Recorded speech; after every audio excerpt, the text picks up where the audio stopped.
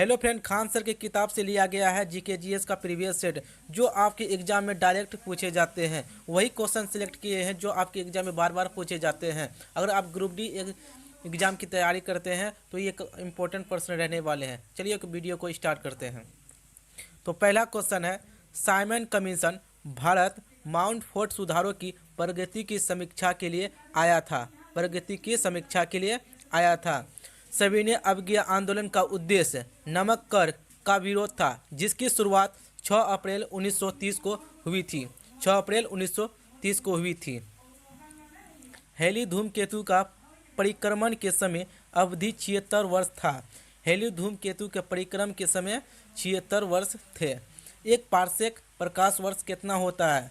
3.1 गुना 10⁻16 metre होता है। याद रखेंगे, एक पार्सेक प्रकाश वर्ष 3.1 गुना 10⁻16 मीटर होता है।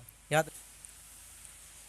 एशिया की सबसे ऊंची चोटी माउंट एवरेस्ट है। एशिया की सबसे ऊंची चोटी माउंट एवरेस्ट है। ये माउंट एवरेस्ट कहाँ पर है फ्रेंड? ये माउंट एवरेस्ट नेपाल में है। याद रखेंगे, माउंट एवरेस्ट नेपाल में है।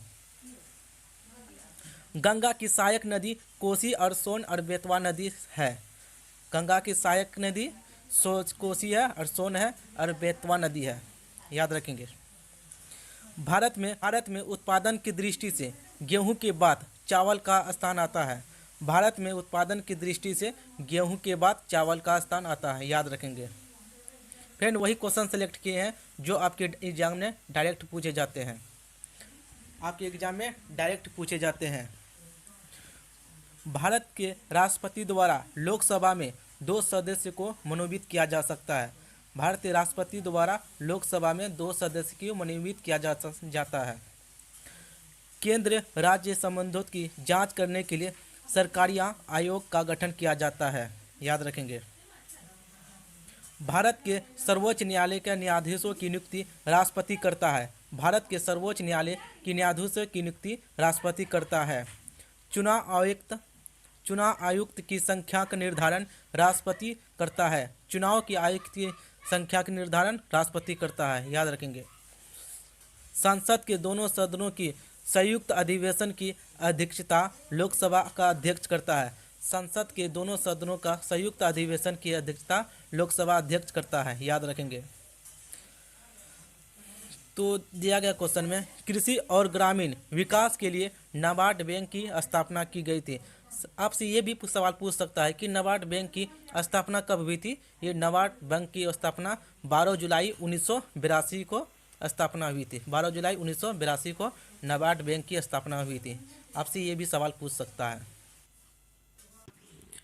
दिष्ट धारा और प्रतिवर्ती धारा को परिवर्तित करने के लिए इन्वर्टर का प्रयोग किया जाता है। इन्वर्टर यंत्र का प्रयोग किया जाता है। दिष्ट धारा और परिवर्ती धारा को परिवर्तित करने के लिए इन्वर्टर यंत्र का प्रयोग किया जाता है। याद रखेंगे। निकट दृष्टि दोष के उपचार के लिए उपयुक्त पावर वाले अवतल लेंस का प्रयोग किया जाता है। अगर आपसे पूछे दूरदृष्टि में कौन सा लेंस का प्रयोग किया जाता है? दूरदृष्टि में उत्तल लेंस का प्रयोग किया जाता है। याद रखेंगे।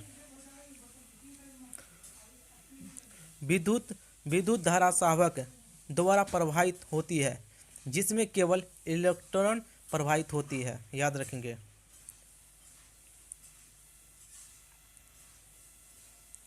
घरों में प्रयुक्त होने वाला फ्यूज वायर सीसा और टीन का मिश्र धातु होता है। सीसा और टीन का मिश्र धातु होता है। Next question. सर्वप्रथम कृषि मंत्रालय दीवान एक को ही स्थापित करने वाला मध्यकालीन शासक मोहम्मद बिन तुगलक था। महारानी विक्टोरिया ने भारत के प्रशासन को ब्रिटिश साम्राज्य के अधीन करने की घोषणा 1 नवंबर 1898 को किया था। 1898 किया था। याद रखेंगे।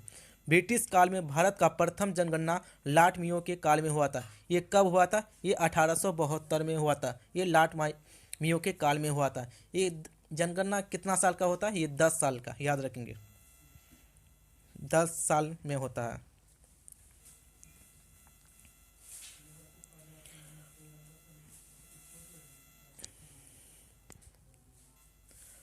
मिट्टी में यदि एक समान आकार के कण है तो इसे एक समान रूप से श्रेणीबद्ध कहते हैं। याद रखेंगे। शिव सुंदरम प्रपात कावेरी नदी के मुहाने पर स्थित है, याद रखेंगे। भारत का त्रिपुरा राज्य 3 ओर से बांग्लादेश से घिरा हुआ है, याद रखेंगे।